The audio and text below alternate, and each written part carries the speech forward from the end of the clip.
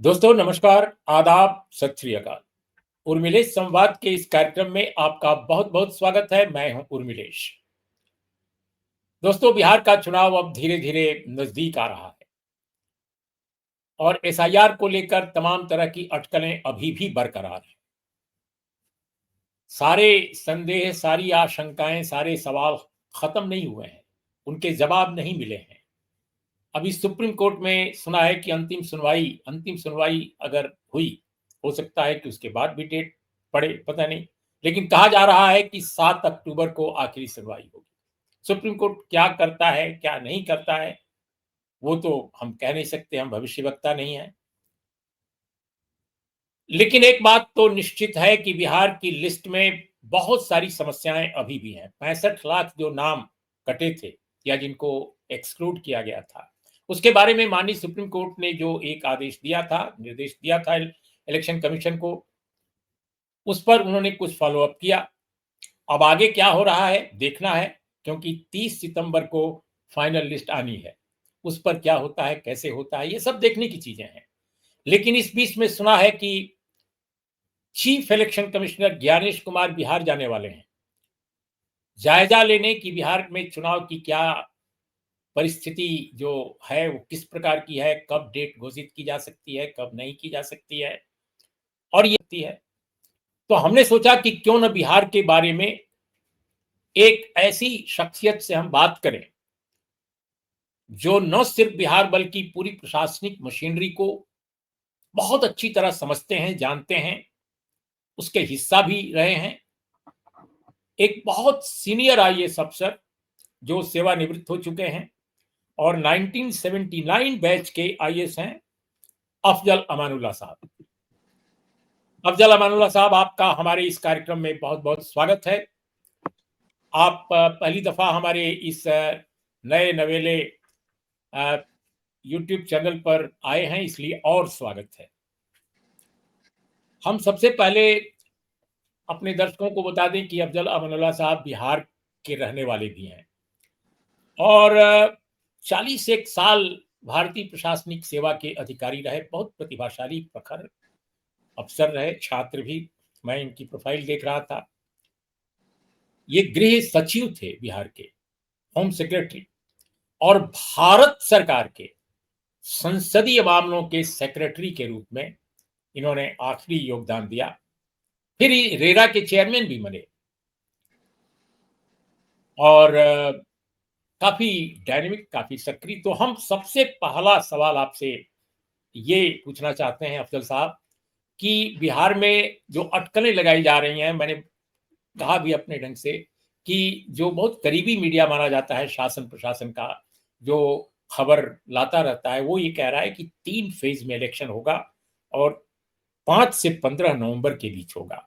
Gyanesh Kumar ji chief election commissioner Bihar का दौरा करने वाले हैं, और दौरा होता है क्योंकि जो इलेक्शन से पहले चीफ इलेक्शन कमिश्नर या पूरी इलेक्शन टीम जाती है, ये कोई नई बात नहीं है। तो आप क्या समझते हैं? 7 चरणों में चुनाव हुआ था, 40 सीटों का लोकसभा की, 7 चरणों में। फिर इसके अलावा बिहार का जो असेंबली पोल हुआ था पिछली दफा, उसमें भी कई फेज थी, संभवतः 3 फेज। तो आपको क्या लगता है कि इस बार क्या वाकई 3 फेज में होना चाहिए, 5 फेज में होना चाहिए? कैसे देखते हैं आप? उर्मिलेश जी, ये तो बिहार सरकार ने क्या इलेक्शन कमीशन को लिखा है कि हम कितने में करा सकते हैं फेजेस में, और वहां पर होम मिनिस्ट्री ने क्या कहा है कि हम कितना पैरामिलिट्री फोर्सेस कैसे दे सकते हैं, उस पर डिपेंड करता है। लेकिन 3 फेज में, 7 फेज में, मेरे हिसाब से ये बहस बेकार है, क्योंकि मेरे समझ से एक फेज एक दिन में पूरे बिहार में पोल हो सकता है। पहले भी होता था, एक दिन में हो सकता है। क्योंकि देखिए, आपको चाहिए कितने आदमी, आपको चाहिए वहां पर 3-4 पोलिंग ऑफिसर्स, प्रिजाइडिंग ऑफिसर, फिर पेट्रोलिंग मैजिस्ट्रेट, और फिर थोड़े और प्रशासनिक अधिकारी। इतनी मात्रा में लोग बिहार सरकार में उपलब्ध है, और बिहार सरकार में जो केंद्र के लोग हैं जैसे बैंक वगैरह में, सब मिला के आराम से इन लोग से इलेक्शन हो सकता है। वैसे ही पुलिस फोर्सेस देखिए, लगभग 2 लाख एक्साइज का, फॉरेस्ट का, पुलिस का, सब मिला के बल, और प्लस होम गार्ड्स 2 लाख से ज्यादा, ये सब भी आपके पास उपलब्ध है। हो सकता है कि अगर आपको विश्वास नहीं है अपने इकबाल पर, तो लोग चाहते हैं कि ज्यादा से ज्यादा पैरामिलिट्री फोर्सेस मंगवाएं ताकि लोगों पर धौंस जमाया जा सके। अरे भाई, ईवीएम है, धौंस क्या जमाना है।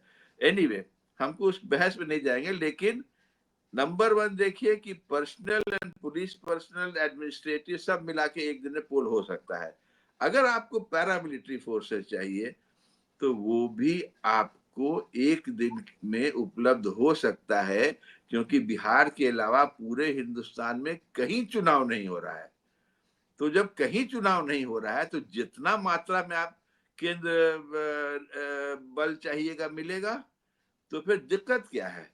अच्छा, इसमें फायदा क्या है? फायदा तो स्पष्ट है कि मॉडल कोड ऑफ कंडक्ट का पीरियड आपका कम हो जाएगा, जो स्कीम्स वगैरह बंद होती हैं वो सब खुल जाएंगी, लोगों को कठिनाई कम हो जाएगी। आप गाड़ी पकड़ते हैं, जीप पकड़ते हैं, ट्रक पकड़ते हैं, उन लोग की भी अवधि कम हो जाएगी, पैसा कम खर्चा होगा। जीवन जो अस्त व्यस्त होता है, जैसे शिक्षक हम लोग बहुत लगा देते हैं, 1 लाख शिक्षक लगा देंगे, 1.5 लाख से, तो उन लोग पढ़ाई, स्कूली बच्चों का 1.5-2 महीना खत्म करना, ये भी तो अपराध ही ना कहेंगे आप। एक दिन के पूल में बहुत सारा फायदा है, न सिर्फ पैसे का फायदा, बट मैन पावर का, लोगों के जीवन को सामान्य रहने का, ये सब फायदा है।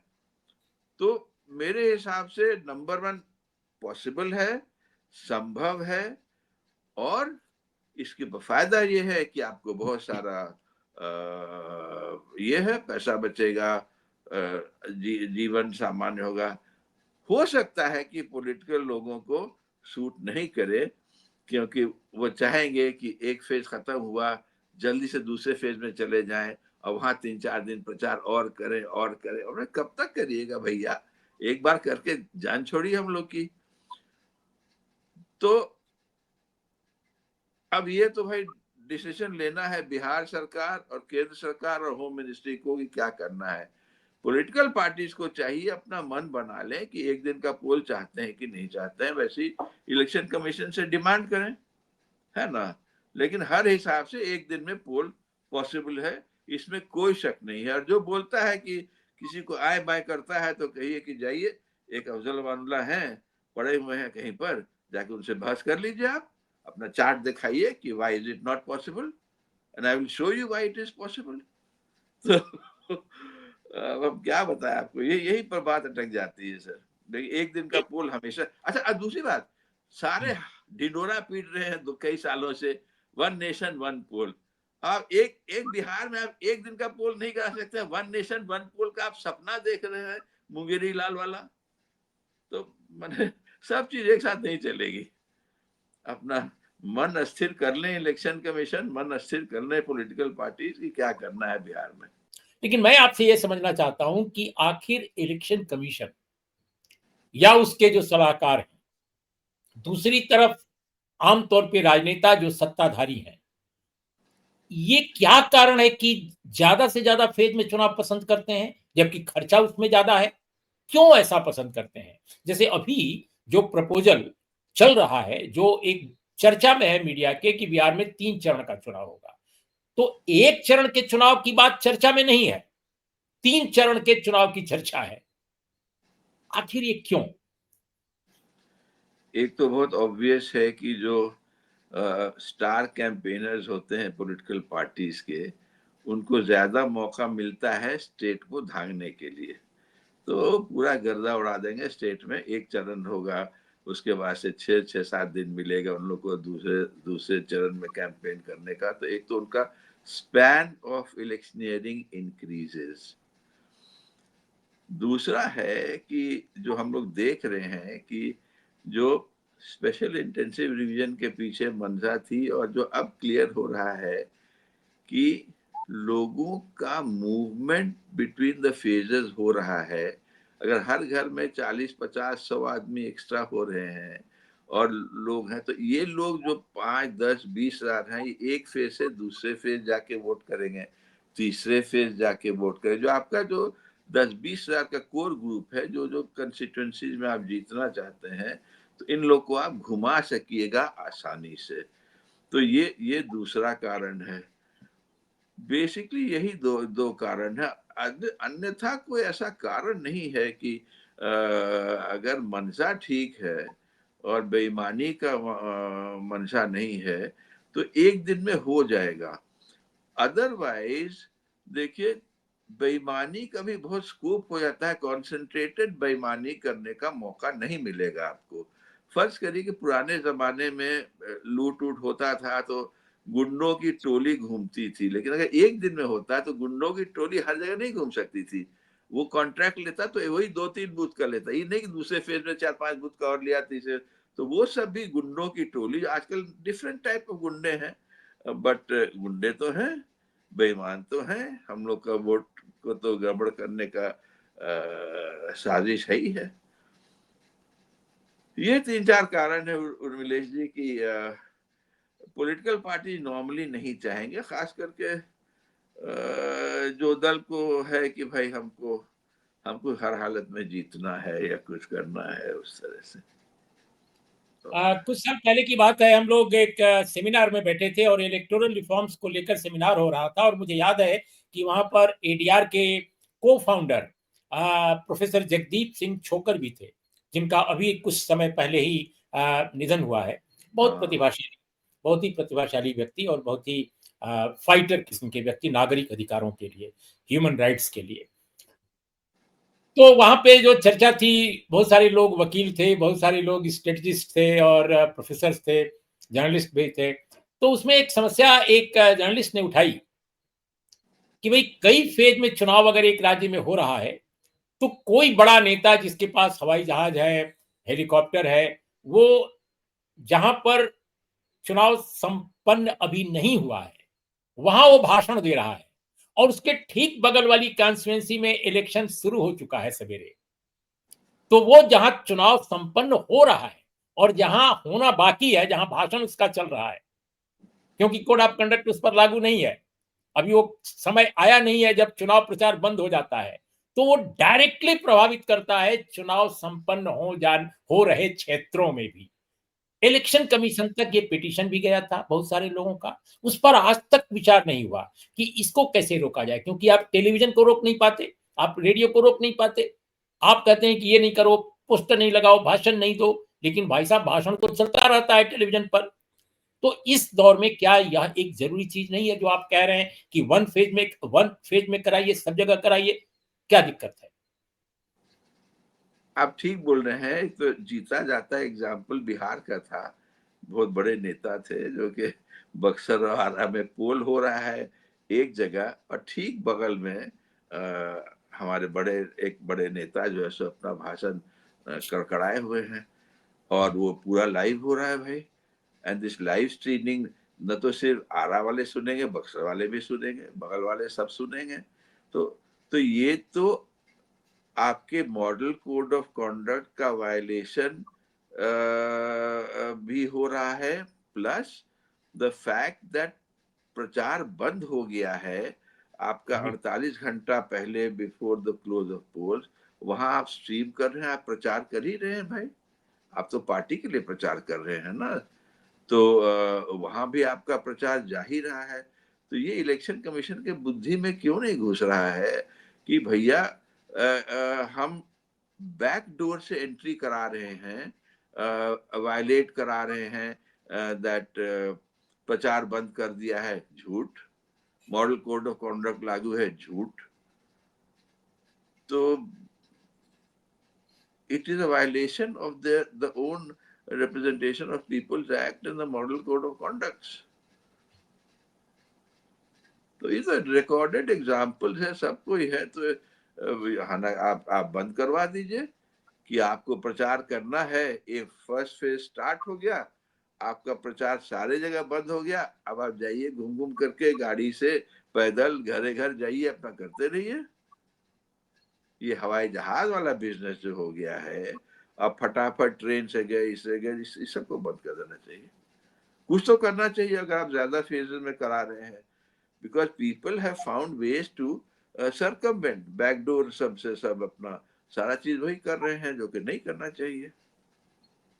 जी, एक और सवाल बिहार के कॉन्टेक्स्ट में वो ये कि एसआईआर जो है उसको लेकर इतने सारे सवाल हैं। उन सवालों को एड्रेस करने के लिए लोगों ने याचिका दायर की सुप्रीम कोर्ट में। कई बार याचिकाएं सुनवाई पर गई और सुनी गई। सजेशंस भी आए।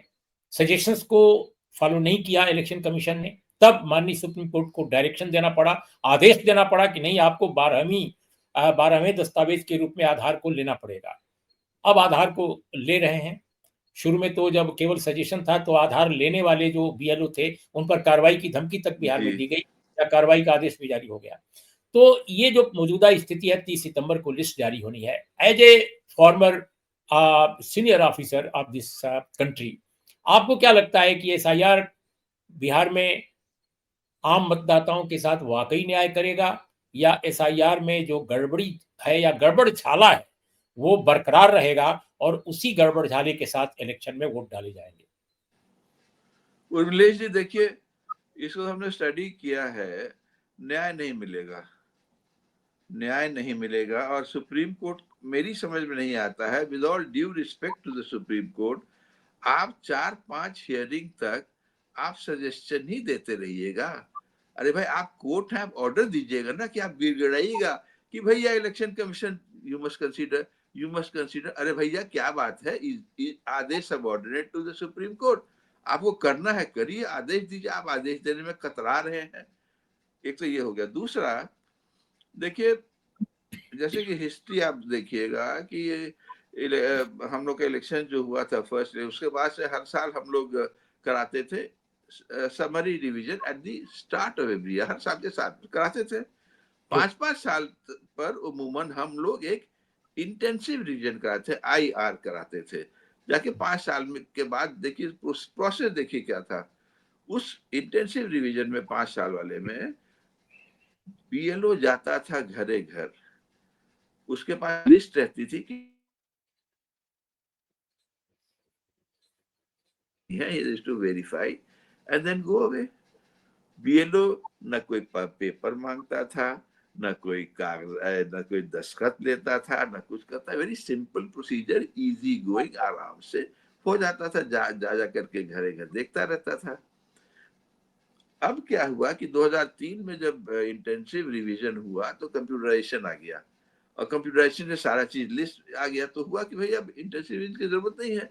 अब तो जिसको ऐड करना है, छांटना है, फाटना है, वो सब कंप्यूटर की तरह सारे साल भर चलता है ये प्रोसेस। एक बार समरी रिवीजन हो जाता है, इसकी कोई जरूरत नहीं थी। और 22 साल से समरी रिवीजन, ये इंटेंसिव रिवीजन आपने नहीं किया। ये जो SIR है, स्पेशल इंटेंसिव रिवीजन, इसका कहीं लॉ में प्रावधान नहीं है। क्या चीज स्पेशल है? स्पेशल आपने क्या किया?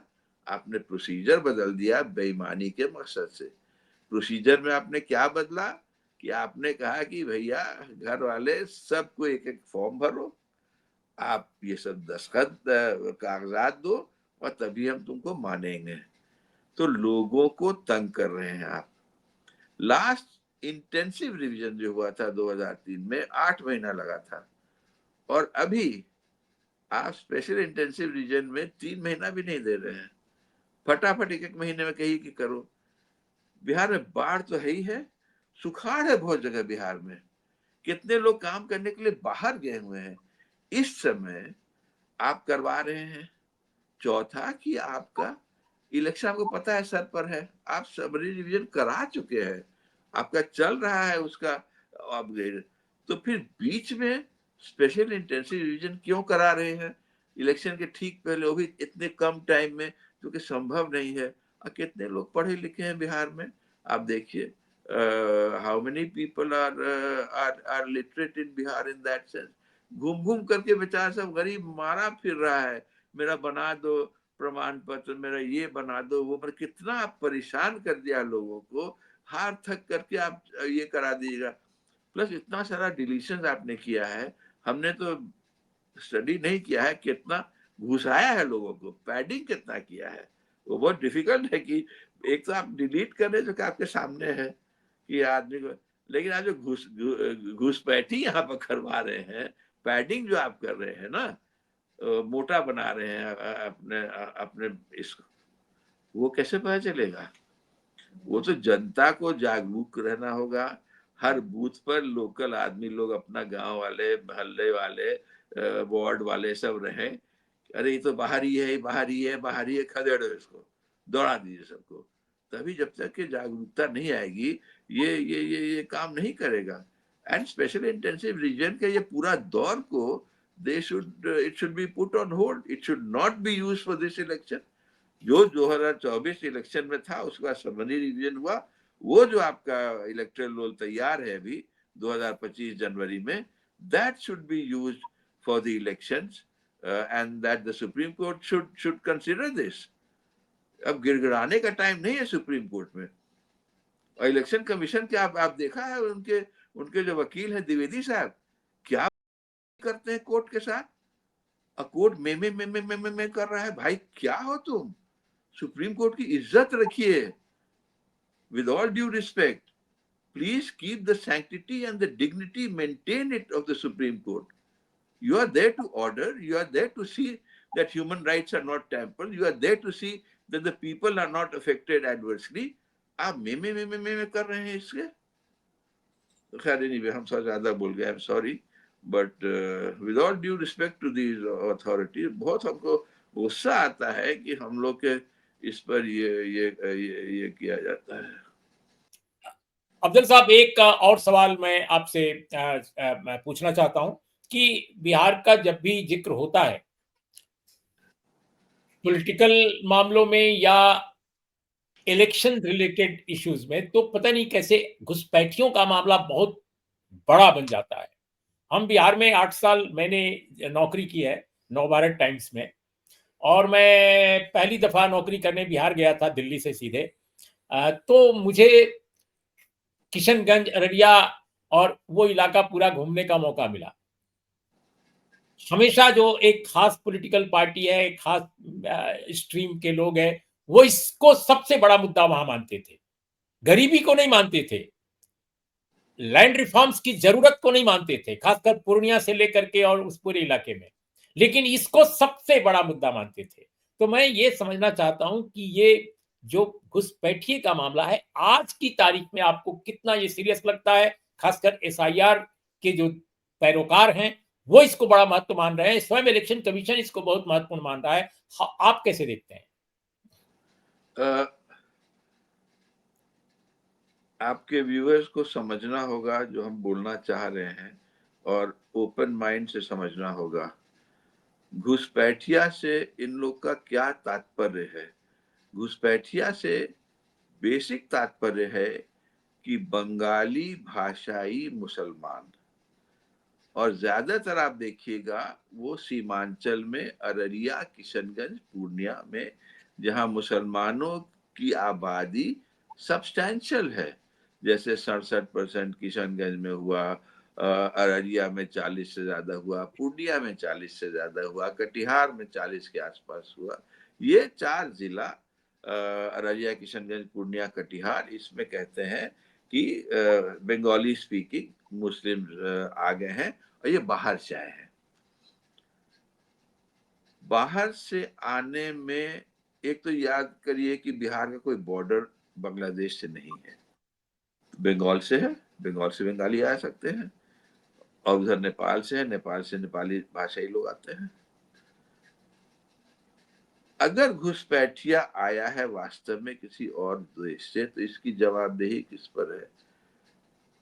नंबर 1, भारत सरकार, जो कि डिफेंस और होम, पैरामिलिट्री फोर्सेस उसका है, जो बॉर्डर्स को पेट्रोल करती, इसका फर्स्ट है सेंट्रल गवर्नमेंट की जवाबदेही, जिम्मेदारी।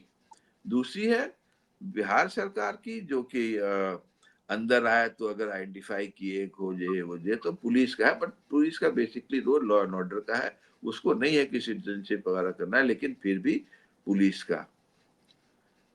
बिहार में एक ही तरह का राज चल रहा है 20 बरस से, मोटा मोटी 18-20 बरस से। केंद्र में एक ही राज चल रहा है 11 बरस से। अब हम आपको ले चलते हैं सेंसस के फिगर्स पर। 2001 में सेंसस हुआ, फिर 10 साल बाद 2011 में हुआ, उसके बाद से 21 में नहीं हुआ क्योंकि कोविड है। तो 2001 और 2011 अगर हम कंपेयर करते हैं तो फिगर सेंसस का देख लीजिए, अररिया में 1% भी मुस्लिम पॉपुलेशन नहीं बढ़ा है, अररिया का पॉपुलेशन स्थिर है। किशनगंज का मुस्लिम पॉपुलेशन एकदम स्थिर है, 67% वहां भी, आज भी 67%। अब पूर्णिया का मुस्लिम पॉपुलेशन 2% घट गया है दोनों सेंसस के बीच में। अब 11 के बाद से वही सरकार बिहार में है, और केंद्र में जो सरकार आई है वो उस वक्त से अभी तक है, 2014 से। तो अगर इन लोग के पीरियड में घुसपैठिया आए हैं तो जिम्मेवारी किसकी बन रही है? फिगर्स के हिसाब से 2011 से लेके 11 तक कोई फर्क नहीं पड़ा है, मुस्लिम पॉपुलेशन बढ़ा उड़ा नहीं है इस सब एरियाज में। ये झूठा प्रचार है, ये लोगों को बरगलाने का है। तो आप केंद्र सरकार, राज्य सरकार, आप अपने अपने पुलिस फोर्स, अपने पैरामिलिट्री फोर्सेस, अपने आर्मी पर अविश्वास ला रहे हैं कि भैया तुम लोग नहीं पकड़ रहे हो इसमें। और ये क्यों उठ रहा है? 2014 में इलेक्शन हुआ उठा, 2015 में इलेक्शन हुआ उठा, 2019 में इलेक्शन हुआ उठा, 2020 में इलेक्शन हुआ उठा, 2024 में इलेक्शन हुआ उठा, 25 में हो रहा है। लगातार इलेक्शन टाइम में हो रहा है, और ये नहीं सोचता है कि हम अपने ही लोगों पर अविश्वास कर रहे हैं, अपने ही फोर्सेस पर, अपने ही डिफेंस फोर्सेस, आर्मी पर, बीएसएफ पर, इस सब पर अविश्वास का प्रस्ताव आप ला रहे हैं। भाई आपने आज तक बिहार सरकार से पूछे ना, आपने एक भी आइडेंटिफाई किया है इन्फिल्ट्रेटर? आज तक नहीं किया है एक भी घुसपैठिया को। केंद्र सरकार ने किया है इसमें इस पीरियड में बिहार में? नहीं किया है। तो हमको बताइए ना भाई, एग्जाम्पल दीजिए ना कि हवा में बात करिएगा और लोगों को बरगलाइएगा। और वो भी अब देखिए उसका फर्क ये हो गया है कि बंगाली भाषाई लोग जो एसआईआर के दौरान भी कोई आइडेंटिफाई नहीं किया गया कि कौन घुसपैठिया बांग्लादेश से, एक भी नहीं, संभवतः जो नहीं मेरी हुआ, उर्मिलेश जी नहीं हुआ जी। तो अब ये समझे लोग तब ना। और ये जो हम लोग की तालिबानी मीडिया फोर्स है जो मेरे ही बगल में नोएडा में सब स्थित है, ये जो है सो दहाड़ दहाड़ करके चिल्ला रहे हैं, दिमाग में गोबर भूसा, अकल है नहीं। जो जो स्क्रिप्ट जा रहा है अपना बक बक बक बक बक बक बक बक कर रहे हैं दोनों, औरत मर्द सब।